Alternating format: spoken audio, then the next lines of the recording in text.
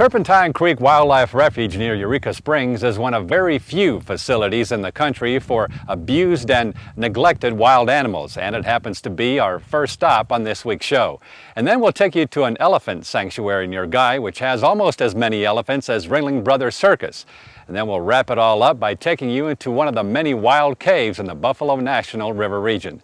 So let's begin at this animal lover's paradise here at Turpentine Creek.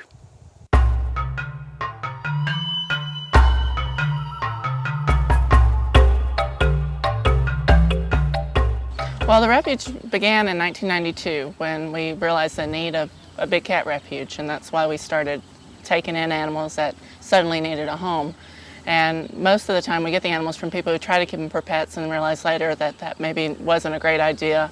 Or maybe the laws have changed in the area and suddenly, they can't keep the pet that they had before. And then also people die or divorce or just whatever life might bring you, and then suddenly there's a homeless big cat. I know it's a little out of the ordinary to think about it. And when we started the refuge, back in 1992, I thought, well, 10 years down the line, we'd have all 459 acres developed and only have about 40 big cats. But it's kind of worked just the opposite way. Now we've got about 40 big cats and about 115 big cats, only about 40 acres developed. So it's just because there's so many animals out there that need help, so we do what we can when we can.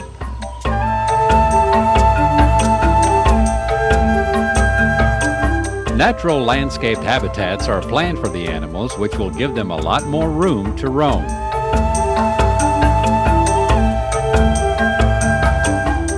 The areas that we're in right now is our main habitat, or main compound area, and our goal is to get all the animals out in big free-range natural enclosures so they can run and play and do all the things that they need to be able to do just to have the mental enrichment that we feel like they deserve.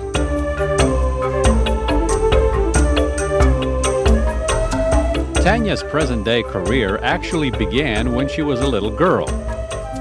Yes, I've always loved animals, and my mom would say, how did all these kittens get here? And there'd be 3 different litters of kittens me and my dad had drug up, out of the dumpster, and thinking that my mom think they just wandered up, but we ended up bringing them back and taking care of them. And I mean, that's kind of how we started. My dad rescued the first line in 1978, or my family did.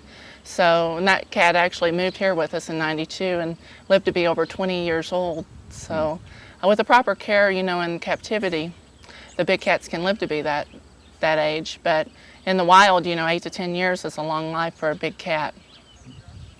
I guess you mentioned people thinking they can have a wild animal as a pet without a problem. I guess that is the major problem that's out there, that people just don't understand or don't realize or don't care.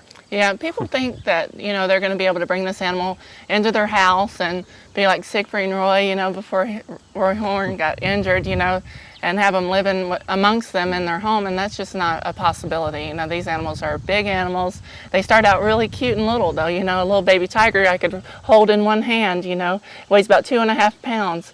And then, at a month old, it's about 40 pounds, and at a year old, it's about 120 pounds. So, it grows about 10 pounds a month until it's full grown, and some of our cats are up to 700 pounds, some big Siberian male tigers. So people are misinformed. And then you have the breeders on the other side that are saying, oh yeah, you can take it home, and raise it in your house with your kids, and it's all going to be fine. And then after the people get it home, they realize that that's just not a possibility, because, the big cats when they're cubs, they're really active and trying to tear up their couches and their other pets and their children. So it's not a good idea.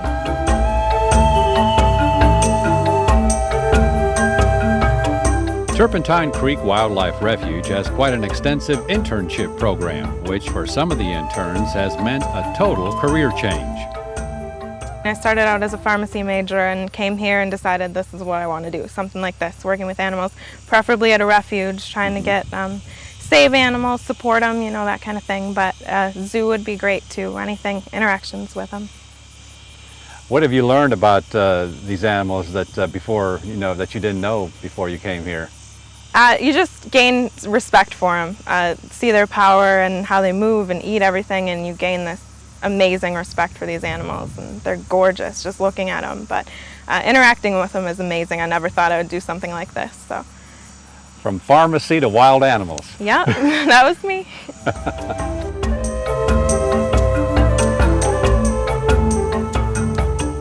Well, I went to college for biology. I majored in biology at Keene State College in New Hampshire.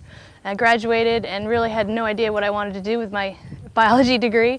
Lucky enough, I saw a flyer for Turpentine Creek and was lucky enough to get the internship. It was supposed to be just for 6 months, and I thought I was coming to Arizona. But little did I know AR meant Arkansas, not Arizona. But it was fine. I fell in love with the place. 6 months later, I realized I didn't want to leave, and I've been here for 5.5 years.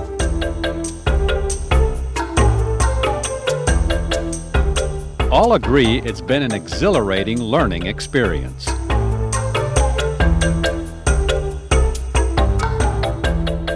It has been an incredible experience, and it's way beyond just the working with the animals every day, medicating them, cleaning their enclosures, moving them from here and there. It's also getting to know what a problem there is here in this country with people trying to own these guys as pets. It's really been an eye-opener, and it's inspiring to try to spread the word that big cats don't make good pets, and to try to take care of the ones that we have and get them into big enclosures.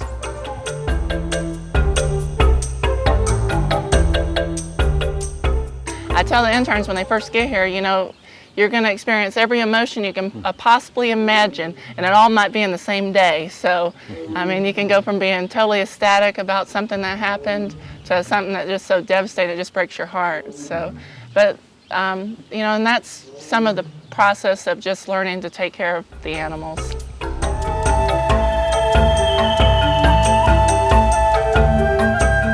Along with adoption and sponsorship programs, the Refuge also relies heavily on donations.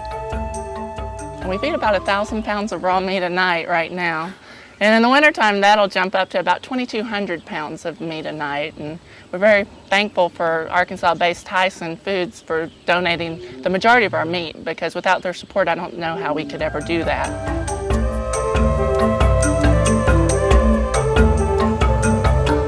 There's also something called Photo Wild Opportunities, which Tanya's husband Scott handles.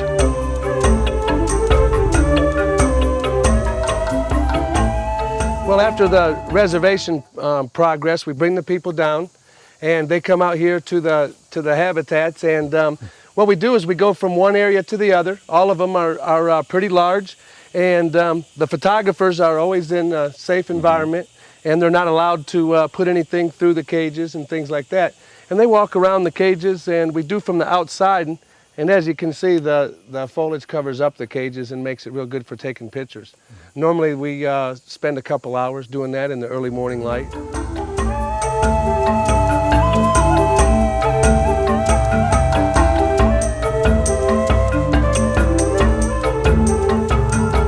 Scott talked to us about the rewards of working at the Refuge. Well, Chuck, actually, it certainly isn't financial, that's for sure. I wish it were, but you know, at the Refuge, we get paid in so many ways that are much more important than monetary pay. You know, we get to spend time with animals that there's no place on the planet that I know of that you can go and be this close to the big cats, and it's the relationships you build with them that really make it all worthwhile. When you walk by a particular cage and that cat growls at you, and you know that you saved his life by giving him a shot of antibiotics 8 years ago, and he's still mad about it. And the next cage right next door, a cat may approach the side of the cage and rub up on it and love on you like an apparent house cat. And but at the same time, you just can't reach your hands in there and wrap them around their neck like you'd like. So, you know, you just it's amazing the relationships you can build through a cage.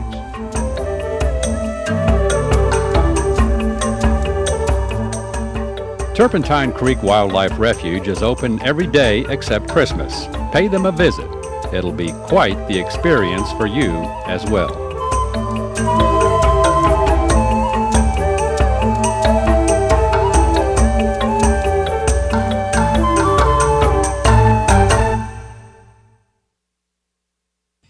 Elephants, they are quite an interesting animal. In fact, the largest land animal. Each one can eat up to several hundred pounds of plant material and drink up to 50 gallons of water per day. We're here at Riddle's Elephant and Wildlife Sanctuary near Guy. Quite the interesting and unique facility for these wonderful creatures.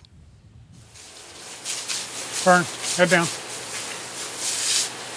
Head down. Established in 1990, Riddle's Elephant and Wildlife Sanctuary is dedicated to the preservation of both Asian and African elephants.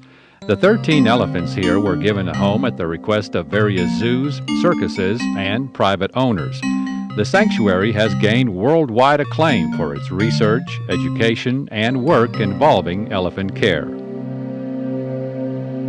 Always working for the elephants, trying to make better lives for them and educate people as to their needs, not only in general, but in for people that are taking care of them, the caregivers, educating them, that type of thing. Starting, having we have a lot of school groups come up, grammar schools, that type of thing, school children. So as everyone says, and probably been quoted a million times, is, children are our future, and so we need to teach children about elephants so that they can be around to help keep them from disappearing.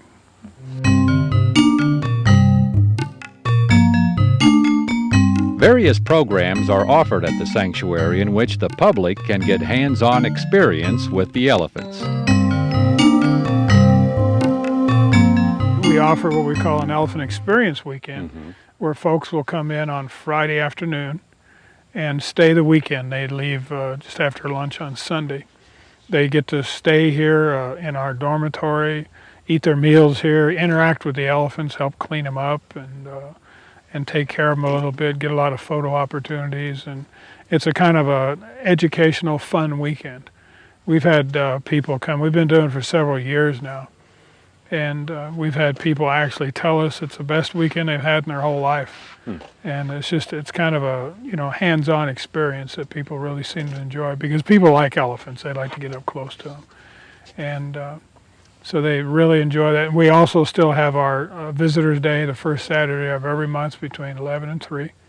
And we welcome people to come out and look at the place. We do charge about $5 a person to help, for the cost of feeding the elephants, that type of thing.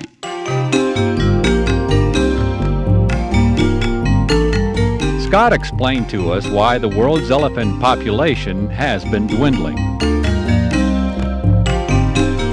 The problem that has gone to the top of the list with elephants and human beings is what they call the elephant-human conflict problem. And poaching is still an issue, and it has to be stopped. Bushmeat, killing elephants for food, that type of thing. But what really has moved to the forefront is a conflict between the human population is exploding across the world, and so where elephants live, where they come from, in either Africa or Asia, there's just a tremendous explosion of human beings, and they move into the areas where the elephants traditionally have lived for thousands of years, and they start farming it and living there, and so they're taking the land away from the elephants. The elephants still come, and what they do is they start raiding crops, and they actually will kill people at times, destroy villages, that type of thing, because they're being denied to a certain extent their grazing land that they've had for thousands of years. And so they say that the people actually are the intruders. So that's a major problem now, and elephants get poisoned, they get shot. If they're real successful crop raiders, they don't last long in Asia or Africa. They dispose of them one way or another. Although the people over there, most of them like elephants. It's if they put the question up, is my family going to eat, or is this elephant going to disappear? The elephant disappears.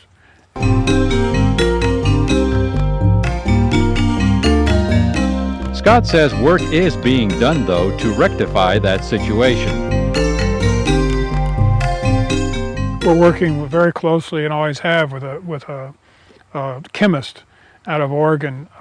Her name is Dr. Bets Rasmussen. She's a famous elephant researcher, and she's discovered many things about elephants, especially chemical communication. But we have collaborated on an elephant repellent program for the last several years, and we've actually tested it in India, and we're going to go to Sri Lanka next. We got some government funding for that, and it actually works. She'd come up with some non-toxic natural chemicals that repel elephants, combined with a mechanical device that I developed, and with the help of the people here. And that combination actually keeps elephants out of crops. It works. I think it's going to have a tremendous impact on the future of elephants. And so that kind of goes into the subject of how important captive elephants are, because this study started with captive elephants. You couldn't go out and just test immediately on wild elephants. So captive elephants are important to the existence and the future of all wild elephants, because this is where a lot of the education has to take place, where a lot of the research has to take place, you know, to be able to help their wild cousins. And so it's extremely important that captive elephants be utilized to the utmost.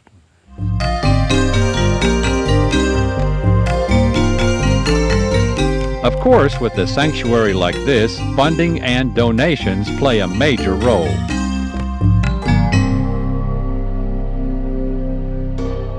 If any of your listeners out there would like to donate towards the sanctuary, we are a 501c3, so it's tax deductible, or become a member or a corporate sponsor, we'd love to have them, because the elephants never stop eating. Their needs never stop. I tell people it's like having 16-year-old problem children that never leave home. So the need is always here, so we would appreciate any help we could get. And folks can adopt an elephant. Absolutely. You can adopt an elephant. You get a bumper sticker, and you get a picture of the elephant, and you get to go around and brag to everybody like your grandchildren, you know.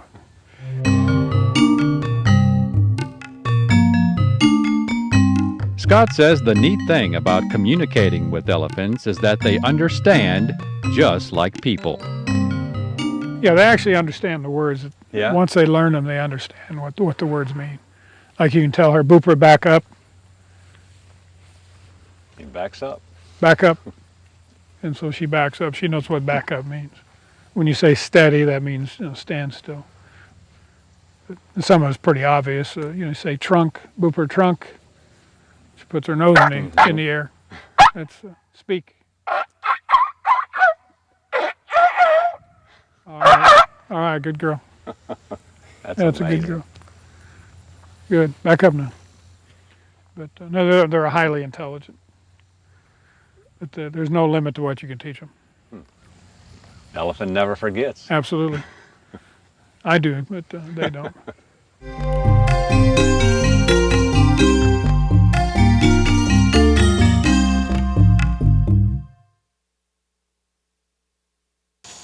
We've made a slight wardrobe change for this segment because I think we plan to get down and dirty outside one of the wild caves here in the Buffalo River region. With me is a well-known cave expert, Robert Ginsberg. Now, Robert, I guess first of all, we need to point out the three basic points that the cavers need to know. The rule of three, if you're going to go caving, is a good rule to abide by. You should never have less than 3 sources of light. 2 of them can go out, so it's nice to have at least 3 sources of light. It's a good idea to go with at least 3 people. If somebody gets hurt, you have someone to send for help, and you also have someone to stay with the victim. And then when you're climbing on any vertical kind of a cave, you want to keep 3 points of contact, a hand and 2 feet, or 2 hands and a feet, so if one slips, you're still not going to fall. The other basic rules have to do with letting somebody know where you are. It's hard enough to find somebody in the woods, but imagine finding somebody down in a hole. So those are just some of the real basic things that you want to follow if you're going to do any wild caving. It's not an activity to be taken lightly. There's definitely dangers that lurk down there. And this is a vertical entrance here, so we're going to be doing a little rappelling down, I understand? Yeah, we'll harness up and we'll drop down. It's not a very deep entrance. It drops into the stream passage, and once we're down into the stream passage, it's pretty much a horizontal cave. We'll follow the stream back up into this mountain.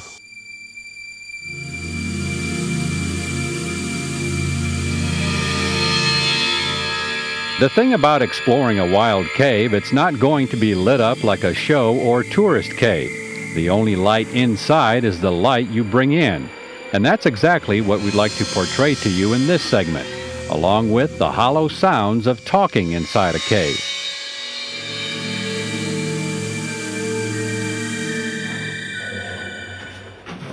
Part of spelunking, I guess, is going through passageways like this, makes it even more interesting.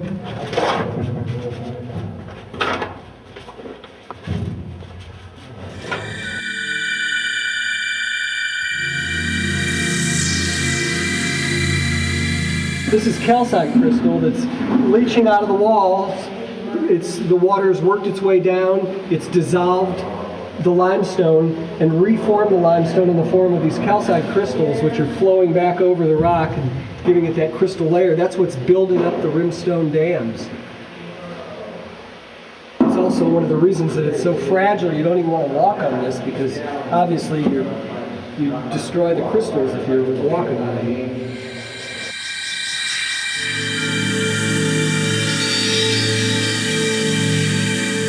All of these formations are being redeposited back into what was eroded out by water in the form of these gorgeous draperies and bacon strips. And maybe we can get the camera to show how you can really see light through the back of these.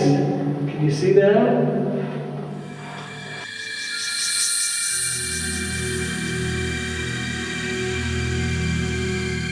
Some of what you may see inside a cave may even resemble the surface of, say, Mars.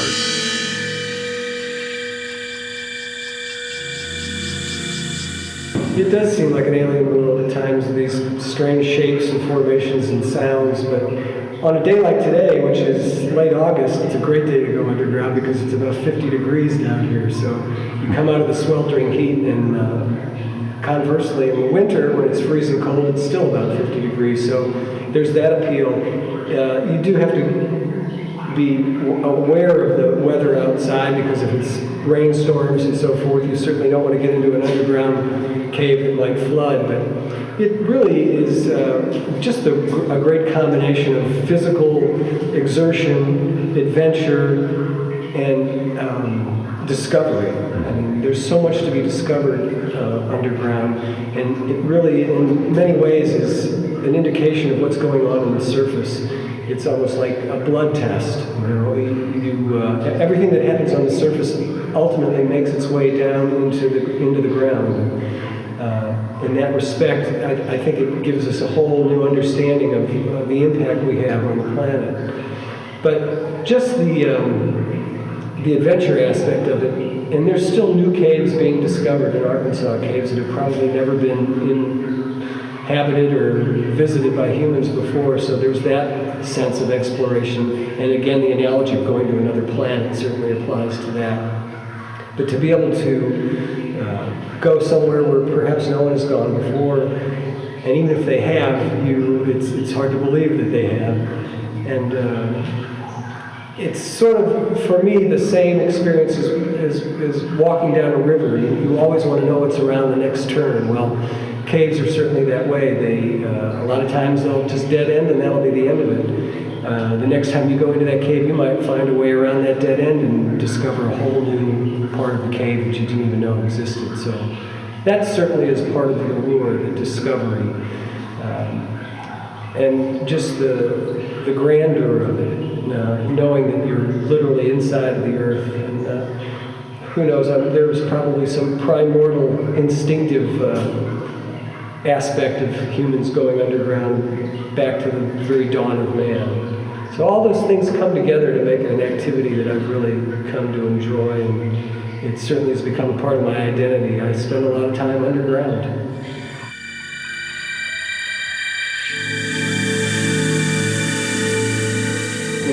Really looking at the underside of a flowstone, and the bottom of this flowstone is just heavily decorated with these stalactites. And you could walk right by this because this is kind of at waist level, and never realize that if you stoop down and look underneath here, it's just a forest of stalactites that runs about, I would say, 30 feet down this water passage. And if you look closely, you can even see where the water drops are coming off the bottom of the stalactites. And it also looks almost icy, like an icicle, and that's the calcite forming, continuing the growth of the stalactites.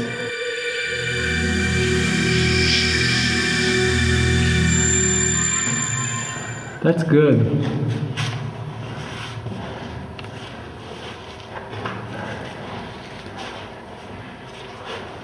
Yeah, spelunking. You gotta love it.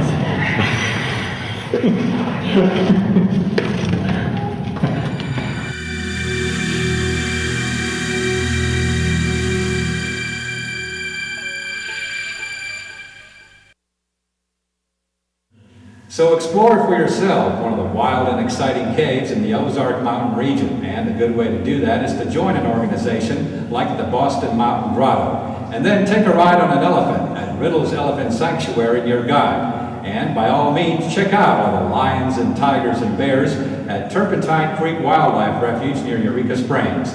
And for more info on these and other destinations, visit our website at atn.org/exploringarkansas. And we'll see you again the next time for another exciting adventure on Exploring Arkansas.